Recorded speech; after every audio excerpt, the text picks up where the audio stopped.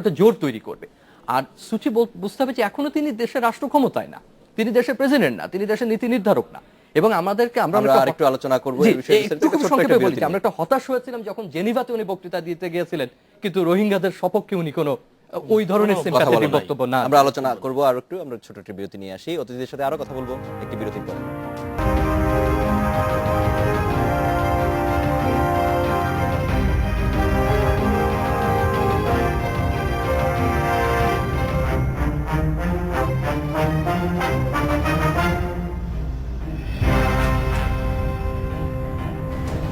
ফিরলাম বিরতির পর, দেখছেন বাংলাদেশ এখন। ডক্টর এম জমির, আপনার কাছে আবার ফিরতে চাই। বাংলাদেশ এবং মিয়ানমারের যে সম্পর্ক, এই অঞ্চলে বাংলাদেশ এবং মিয়ানমারের যে ভূ রাজনৈতিক অবস্থা, সেটা নিয়ে বাংলাদেশকে কিন্তু বারবারই বলা হতো যে ভূ রাজনৈতিক একটি অবস্থানের দিক দিয়ে বাংলাদেশ এই অঞ্চলের মধ্যে মানে বিশেষ একটি গুরুত্ব নিয়ে অবস্থান করছে। কিন্তু আমরা কিন্তু দিন দিন দেখতে পাচ্ছি যে বাংলাদেশের পাশে মিয়ানমারের গুরুত্ব অনেক বেড়ে যাচ্ছে, এবং সেখানে বারাক ওবামাও গেলেন আজকে, এবং তার বক্তব্যের মধ্যে দিয়েও কিন্তু সেটি পরিষ্কার হয়েছে। বাংলাদেশের গুরুত্ব কি আসলে কি কারণে কমে যাচ্ছে, নাকি আসলেই কমছে, নাকি না? কিন্তু এইটা গুরুত্ব সেভাবে নির্ধারণ করা উচিত হবে না। এইটা আমি বলবো যে বারাক ওবামা যদি গিয়ে থাকেন ওখানে, আসিয়ান সামিট হয়েছে বলে উনি গেছেন ওখানে, এবং আসিয়ান সামিটের ওখানে যেহেতু এখন president of the ASEAN group হচ্ছে এখন বর্তমানে মিয়ানমার, সেই কারণে as chairman of that group তার ওখানে মিটিং হচ্ছে, সে ওখানে গেছেন। ওখানে আরেকটি ভুললে চলবে না, মিয়ানমার কিন্তু জনসংখ্যা হিসেবে খুবই কম, জায়গা বিস্তৃত, এবং পোটেনশিয়াল অফ রিসোর্সেস অনেক বেশি। তো সেই জন্য সবাই আকৃষ্ট, বিশেষ করে এনার্জি সেক্টর যারা আছে তারা খুব আকৃষ্ট এবং তারা চাচ্ছে। দ্বিতীয়ত হচ্ছে একটা ভারসাম্য রাখার জন্য আমেরিকা চায় চীনের ব্যাপারে। চীনের সাথে মায়ানমারের সম্পর্ক, দ্বিপাক্ষিক সম্পর্ক অত্যন্ত গভীর, এবং সে কারণে তারা চাচ্ছে একটা ব্যালেন্স মেনটেন করা হোক। আমি বিশ্বাস করি যে আপনারা দেখছেন যে একসময় বাংলাদেশের এই নির্বাচন প্রক্রিয়া নিয়ে আগে অনেক কিছু সুন্দর সুন্দর কথা বলতো আমেরিকা, এখন হঠাৎ করে তারা বলছে এই ইন্টারনাল অ্যাফেয়ার্সের ব্যাপার। এবং ইন্টারনাল অ্যাফেয়ার্স কেন বলছে? কদিন আগে আমাদের মেরিটাইম বাউন্ডারি যখন নির্ধারণ হয়ে গেল, তখন বে অফ বেঙ্গল উপসাগর আমাদের একটা বিরাট এলাকা, আমাদের যেটা এখন বলা হচ্ছে বাংলাদেশের জন্য, যেটা সেখানে রিসোর্সেস থাকতে পারে, এবং সেখানে একমাত্র বে পুরো পৃথিবীতে যেখানে কোনোদিন অনুসন্ধান চালানো হয়নি পেট্রোলিয়াম কিংবা গ্যাসের জন্য সঠিকভাবে।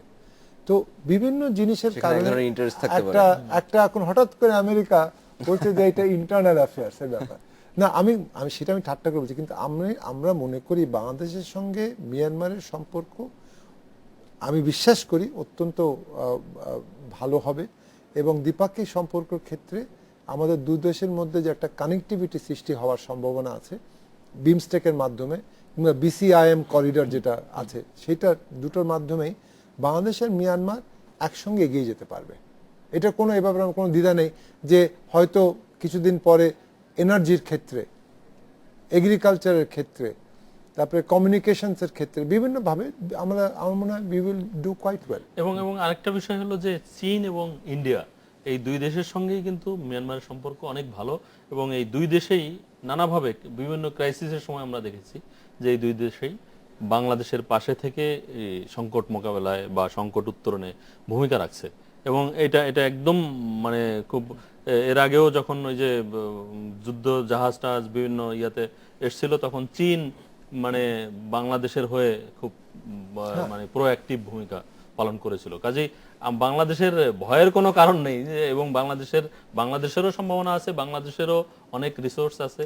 যেটা জমির ভাই বললেন যে বে অফ বেঙ্গলে আসলেই আমাদের কি আছে আমরা জানি না এখনো, এবং সেইটার আগ্রহ তো অনেক আগে থেকেই আমেরিকার ছিল যে এই অঞ্চলে চীনের আছে, জাপানের আছে, সবাই আগ্রহ প্রকাশ করে রেখেছে। এবং ইউরোপেরও কয়েকটা দেশ তারা এখন বলছে যে আমরা প্রস্তুত আছি ডিপ সি পোর্ট করার জন্য। জার্মানি বলেছে, ডেনমার্ক বলেছে, নেদারল্যান্ডস বলেছে, চায়না অফার দিয়ে রাখছে।